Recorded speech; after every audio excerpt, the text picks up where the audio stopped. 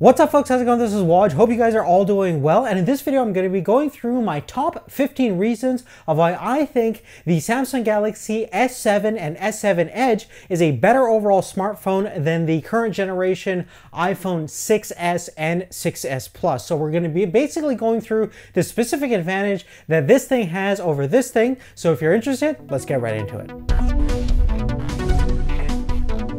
Now, the first thing I want to mention is regarding the cameras. Now, obviously, cameras are probably one of the most important things on a modern day smartphone. It's one of the key features that people look at. And this year, Samsung really upped their game. They actually lowered the megapixel down to 12 megapixels from 16 megapixels from the previous generation model. And this was in the hopes of to get better overall low light performance. And they definitely succeeded.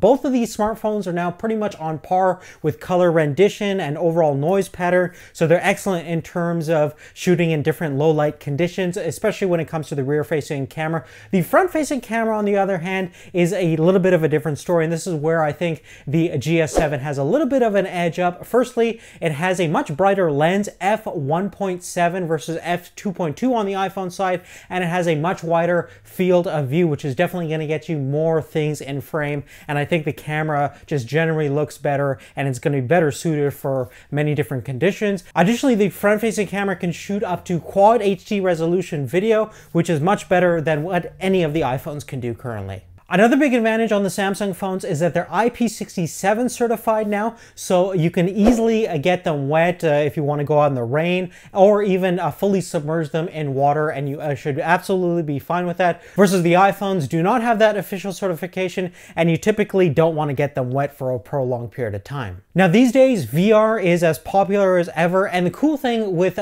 getting any of the current generation Samsung phones is that they support the Gear VR standard, so you can get the headset that will basically mount your smartphone directly onto it, and you can basically get a miniaturized Oculus certified virtual reality experience. And there's a lot of great apps currently available on the Oculus Samsung Gear VR system, and you can watch movies, play games, and really experience the whole VR fiasco that's going on right now, versus the iPhone certainly do not have that feature. Now, one of my absolute favorite features about the Samsung phones is that if you want to access the camera really quickly, there's actually a great way. You just double tap quickly on the home button and it'll launch right into the camera. The camera launches extremely fast, so if you want to capture an unexpected moment for whatever reason, you can instantly access that camera without any hesitation. Now, for several years, one of the big benefits of getting some of the Samsung phones is that it has true multi-window multitasking modes, and there's a couple of modes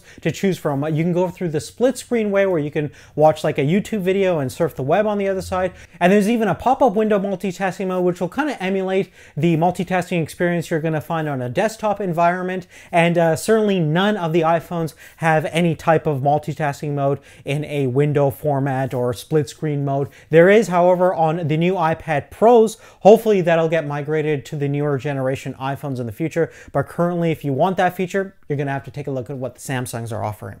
Now, another feature that's been carried over from the previous generation GS6 is the O2 and heart rate monitor. So basically here you can monitor your blood O2 levels as well as your heart rate if you want to monitor that throughout your workout activities. And this is excellent if you're going to be walking or running with your smartphone. Continuing forth, the battery life on the new smartphones is absolutely fantastic. Specifically, the GS7 Edge has 3,600 milliamp hours. The standard GS7 has 3,000 milliamp hours. In both scenarios, you're going to find exceptional battery performance compared to anything on the new iPhones. And when we did our specific battery life comparison test, we got huge, significant differences when it comes to the Geekbench scores, the video playback test, and in real world circumstances, you get a couple of more hours throughout the day. So there's absolutely no problem using these smartphones on a heavy day-to-day basis, and you really don't have to worry about running out of battery life at the end of the day, even if you're a hardcore user. There's also a couple of different advantages when it comes to charging your GS7 phones. Firstly, it has fast charging built in, so you can get from 0 to 60% charge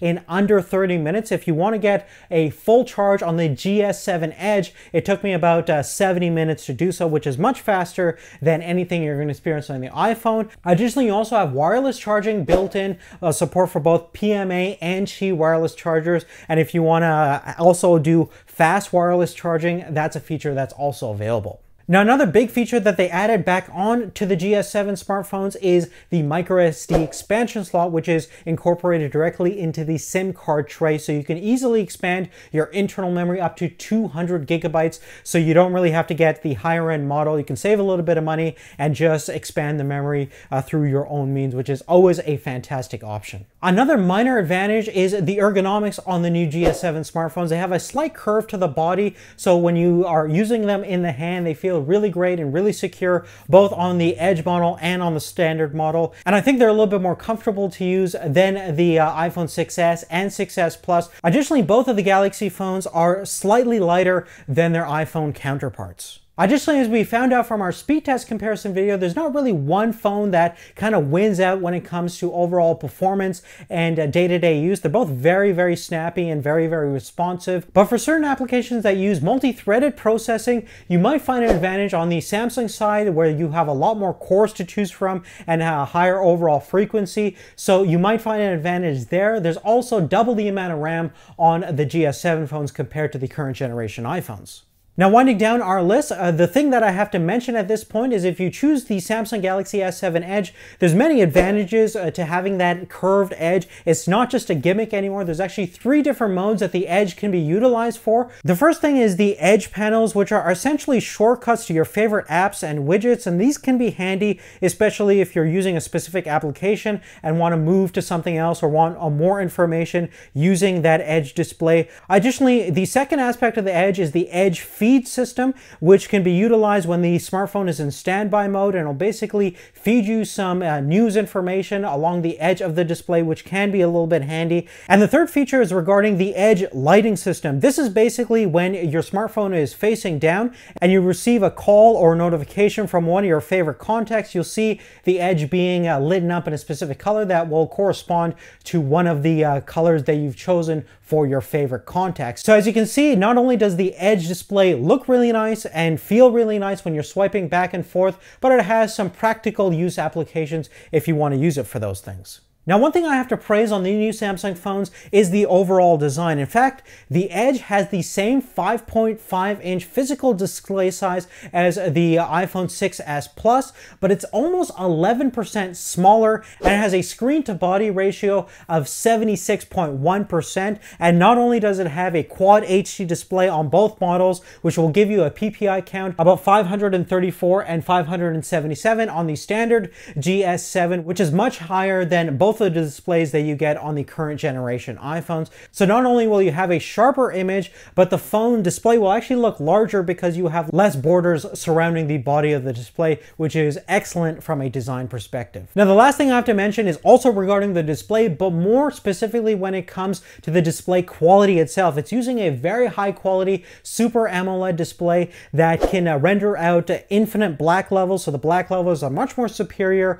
than what the iPhones can do. Additionally, it's a very bright display, so if you want to use it in outdoor brightly lit conditions, it's up there in terms of the luminosity that you'll get from the current generation iPhones. Additionally, the phone is always on. It doesn't impact battery life, so pretty much anytime you look at the phone, you're going to see the time and some important vital information about the battery life and everything, which is, I think, a really handy feature, something that certainly many other smartphones are going to employ later on down the road. And at this stage of the game, it looks like the iPhones are kind of lacking in terms of the visual quality that you're going to get compared to the new Galaxy S7 smartphones, especially if you get that Edge model, which looks really cool and very stylish. And the whole point of a smartphone is to give you an exceptional picture quality, because that's the way that you mainly communicate and control your smartphone. And one of the best displays right now is in these two smartphones, the Samsung Galaxy S7 and S7 Edge. But really, other than that, guys,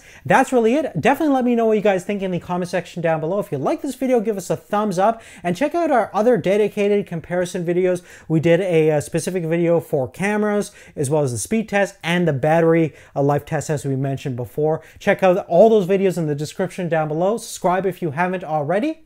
Thank you so much for watching. We'll see you later. Take care.